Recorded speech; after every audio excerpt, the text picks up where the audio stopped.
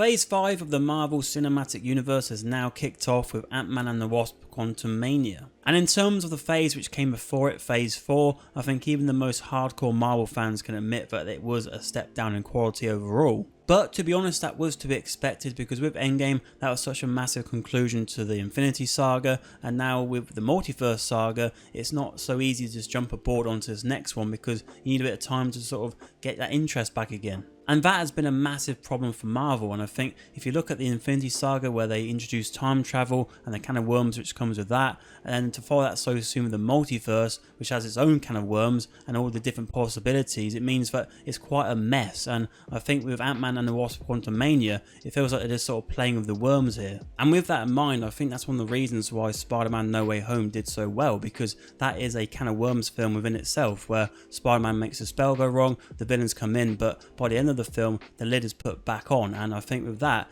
it does feel like it is the fry up of the Endgame hangover. But back to Ant-Man and the Wasp: Quantumania, I think this was an incredibly messy film and one which just had too much on its plate. One of its main tasks though was to give the cinematic debut to the new big bad of the MCU, and that is Kang. He is without doubt one of the standouts of this film, and the actor behind him, Jonathan Majors, definitely has enough charisma where he makes you sit up and listen every time he's on screen. And remarkably for a film which has Ant-Man and the Wasp in its title, the second most important character is neither of them, it's actually Janet Van Dyne. As the majority of this film takes place in the quantum realm, Janet becomes key because she spent so much time down there, so with that she has to help guide us through certain events and certain locations. And talking about locations, I think the quantum realm as a whole was well realised, but there were certain things here and there which didn't look so great, MODOK being one of them. I will talk more about him in the spoiler section at the end of the video, but fair play to MODOK, he did make me laugh a couple of times, laugh at him due to him being such a violation to the eyes.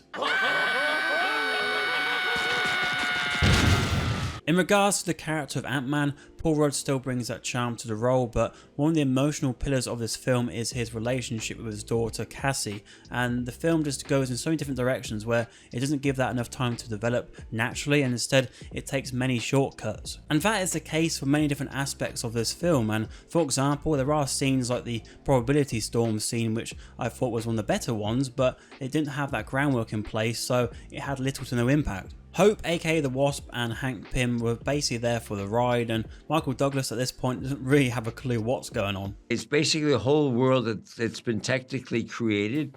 I would suggest if you ate a mushroom, you may have a little better appreciation for a particular kind of mushroom for this world that existed down there. There are characters introduced in Quantumania which are basically just there to help build up those comedy moments, but the comedy fell flat once again, and when I look back on some of these characters, I look back on them in the same way as I do with some of the Rise of Skywalker characters, where it just feels like it was a load of wasted time. For what is custom of Marvel films, there are end credit scenes here, with this one having 2, and I think these are a great indicator about your current thoughts on the MCU as a whole. And I think you're either going to respond excited for what's to come next, or tired about having to sit all the way through the credits. Now it's time to discuss a few spoiler points, so if you don't want to see them, thank you for watching the video, and overall with Ant-Man and the Wasp: Quantumania, I'd say it's one to miss. In this film there are many times when I said to myself, I just don't buy this, and one example is when Janet is saying why she didn't talk about Kang before, and in fact she wanted to protect people. I'm like, well, hold on a minute, we've just had a purple scrotum try and take out half the universe, and you're wanting to not let people know about another potential threat. Okay. Another example is Cassie Lang, who has now joined an ever-growing list of young geniuses. In the past we had Bruce Banner and Tony Stark, and these were people who were seasoned people who've been through life, people who was, well, one's a doctor and one's head of Stark Industries, so it's a lot more believable that way. Whereas at the moment we're just sort of finding kids in their bloody basement doing this work and cracking the code first time round. I am invincible! Now let's get on to MODOK, and this whole character and everything about him was pretty ridiculous. I mean, the look of him makes the face of Bo look like a glamour model. I mean, the whole arc around him as well, but he was a dick, and he gets told by Cassie he's a dick, and he realises he's a dick, and then with that he wants to sacrifice himself and be the hero, and it just, honestly, like, are monkeys writing this? It was the best of times. It was the blurst of times. You stupid monkey. With the character being Darren from the first film, it just makes it feel forced, like they really wanted somehow to make this feel like more of a whole trilogy, but instead it just makes it feel stupid. As I said, I thought Kang did make a good first impression, but at the same time he also made a bad one because he got overrun by ants. I mean, this is the new big bad and he's getting taken down by ants. The fight between Ant-Man and Kang at the end I thought had some tension to it because I wasn't totally sure if they're going to let Ant-Man survive or not, but he did in the end, and the Wasp actually had something to do as well as she takes him out. I think many of us thought we might see Kang in that restaurant scene at the end, whether it be as a waiter or on the table next to him, because I thought they were going to try and line it up with the Loki ending where it feels like you just can't escape Kang, but that was not to be.